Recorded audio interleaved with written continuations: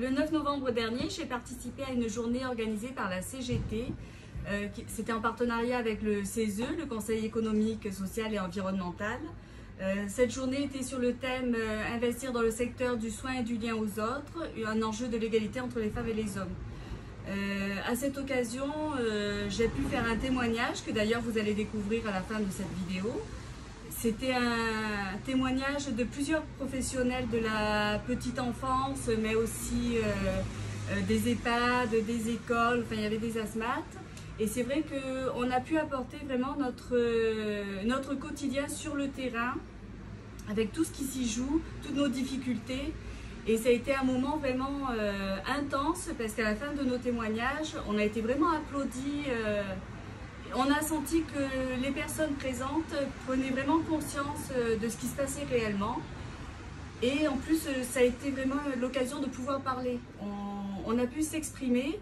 Et tout ça, c'est vraiment grâce à la CGT que je remercie, que ce soit la CGT Fédération des services publics, mais aussi mon syndicat qui m'a permis d'y aller, Nice Métropole Côte d'Azur. Voilà, je vous remercie. Alors, bonjour à tous, bonjour à toutes. Du coup, voilà, je m'appelle Céline Lemaire, je suis auxiliaire de puériculture et je travaille en crèche municipale à Nice depuis plus de 30 ans maintenant. Depuis toutes ces années, j'ai été le témoin de l'évolution du secteur de la petite enfance, mais surtout de sa dégradation. Pourtant, ce métier, je l'ai choisi. Mais ce n'est pas juste une vocation, comme on peut souvent l'entendre. Nous sommes des professionnels de la petite enfance, et nous avons de réelles compétences. En crèche, nous ne sommes pas uniquement là pour changer des couches ou moucher les nez. Nous nous inscrivons dans une approche globale de l'enfant et nous avons pour mission de l'accompagner dans toutes les étapes de sa vie quotidienne. Nous réalisons des activités d'éveil visant à son bien-être, à son autonomie et à son développement. Nous participons aussi à l'accueil et à l'intégration sociale d'enfants en situation de handicap, atteints de maladies chroniques ou en situation de risque d'exclusion.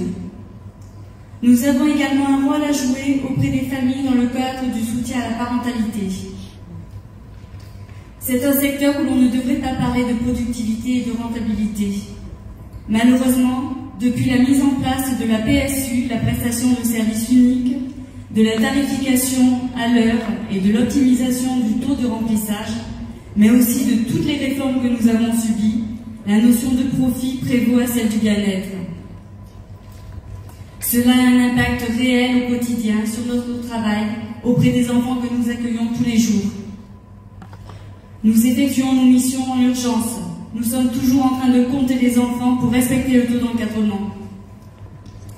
Dernièrement, l'Inspection générale des affaires sociales, l'IGAS, a publié un rapport dense et documenté qui remet en question toute la qualité d'accueil et les normes d'encadrement dans les crèches. Alors qu'il était relayé par de nombreux médias, les professionnels de la petite enfance ont eu le sentiment d'être enfin entendus et reconnus. Enfin, on parlait de nous. Ce courageux rapport a mis en lumière tout ce que nous dénoncions depuis des années, mais aussi toutes les revendications portées par la CGT. Dans ce document, il est essentiellement fait mention des crèches privées. Pour autant, il faut savoir que dans la fonction publique territoriale, nous subissons nous aussi les mêmes difficultés. Dans les crèches municipales de Nice, nous faisons face au manque de personnel en essayant de faire au mieux et surtout en croisant les doigts pour que la journée se finisse sans incident. Pour pallier aux absences qui ne sont pas remplacées, nous faisons preuve d'une extrême polyvalence. Pendant 2 mois dans un service de grand, nous n'avons pas eu d'adjoint technique. Alors, en plus de s'occuper des enfants, il a fallu assurer l'entretien du service. Et on a beau se dire que la priorité n'est pas au ménage, mais il y a un minimum d'hygiène quand on est en crèche. Alors, on s'organise comme on peut, en donnant des livres à 8 enfants, assis dans un coin à côté, pendant que vous nettoyez le coin repas. Et surtout en leur disant bien de rester assis, de ne pas bouger, et de ne pas marcher sur le sol mouillé. Et je vous le rappelle, on s'adresse à des enfants de moins de 3 ans. Puis le moment d'échange, on est seulement 2 pour changer la couche de 16 enfants, à la chaîne. Vite, avant que votre collègue parte à la pause repas. On a l'impression d'être à l'usine. Donc on n'a vraiment plus le temps de parler à l'enfant allongé sur le plan de change. Pourtant, c'est censé être un moment privilégié où nous devons être en interaction avec lui. Ce n'est plus le cas. Il m'est arrivé aussi de changer un enfant pendant que 2 autres étaient aux toilettes pour ne pas laisser ma collègue seule dans la cour avec plus de 8 enfants. Je me revois très bien. Je l'ai vécu. Enzo, ne mets pas tes mains dans les toilettes. Attention Mathéo, tu vas tomber. Et tout ça en changeant la couche de Dario, mais sans le regarder et en faisant des gestes automatiques. Le temps de l'endormissement aussi est un moment très intense. Je suis seule dans le dortoir avec un groupe de 14 enfants de 13 mois. Seulement 2 d'entre eux dorment. Et là, j'ai l'impression d'être un poulpe. Je peux en verser 2 à mes côtés et un autre avec le pied si je le remets dans un relax. Et tout ça en chantant, pour essayer un peu de les apaiser, alors que moi-même je suis très tendue et que je n'ai qu'une envie, c'est m'enfuir de cette salle et rentrer chez moi. Comment ne pas évoquer le service des bébés quand vous vous retrouvez dans un groupe de 10 enfants de 4 à 6 mois? Plusieurs pleurent, de fatigue ou de faim, mais ils sont obligés d'attendre.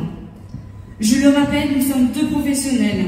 Nous sommes dans les clous, mais impossible, malgré notre bonne volonté, de nous occuper d'eux avec bienveillance comme on devrait le faire. C'est très dur émotionnellement de vivre de telles journées. On n'arrête pas, on est toujours en train de courir, avec le sentiment de ne faire que du gardiennage. Et quand vous pensez que la journée est enfin finie, vous ne pouvez pas partir. Eh bien non, votre collègue n'est pas en nombre, donc vous êtes obligé de rester pour respecter le taux d'encadrement. Dans les autres services, c'est pareil, donc la directrice ne peut vous envoyer personne pour prendre le relais. Actuellement, nous ne pouvons pas assurer la continuité du service public sans faire des heures supplémentaires. Des heures qui ne sont pas payées et que l'on ne peut jamais récupérer au vu des nécessités de service. Et oui, dans ma collectivité, à la direction de la famille et de l'éducation, il n'y a aucune enveloppe budgétaire dédiée au paiement de ces heures. Les services qui sont à forte prédominance féminine, ce qui creuse encore plus l'inégalité professionnelle entre les femmes et les hommes. Nous travaillons en permanence en mode dégradé pour des salaires bien bas.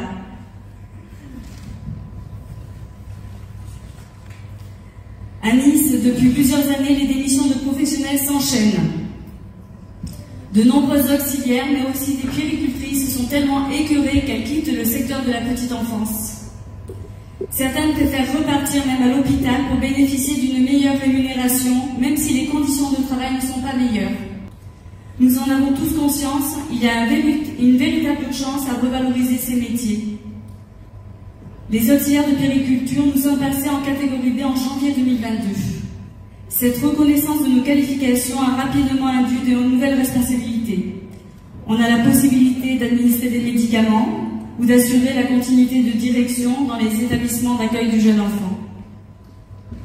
Mais nous sommes quand même les seuls dans la fonction publique territoriale à bénéficier d'une catégorie B au rabais.